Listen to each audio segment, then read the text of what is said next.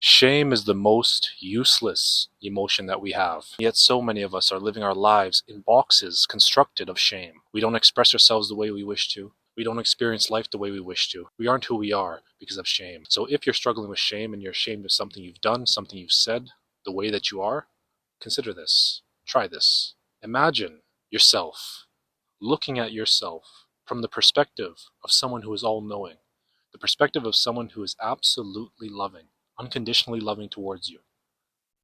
Now, would you cast shame on yourself for what you've done and what you've said? Or can you see it in your heart of compassion to understand why you acted the way you acted, why you are the way you are, and simply come to peace with that? Because when it comes to shame, we're just casting it on ourselves, mainly because of the perspectives we think other people would have. So if we can take that perspective back and look at ourselves from an all-loving perspective, we might begin to see that it's okay. It's okay. We may have done things, said things. We may be a certain way that we don't like. We might have thought patterns, emotional patterns that we don't like.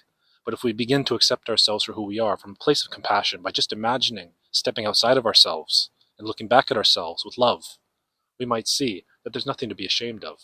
And really, it's okay. It's really okay.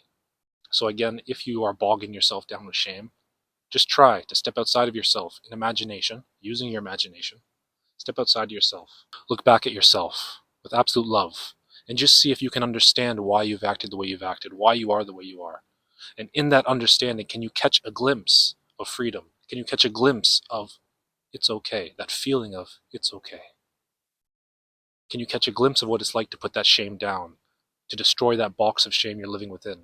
If you can notice that for a glimpse and you practice this more and more, you'll only grow and grow and expand and expand. Your whole life will take off in ways that you could never have imagined before, and you will become something that you could have never imagined before because shame wasn't allowing it in. So I say again, if you're spending too much time, if you're wasting time sitting in shame, try to just use your imagination to step outside of yourself, look back at yourself with love and absolute compassion.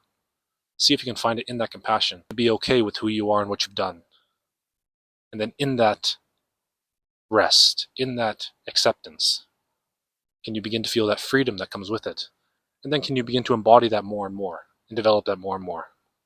Give that a try if you're struggling with shame and see if it makes a difference.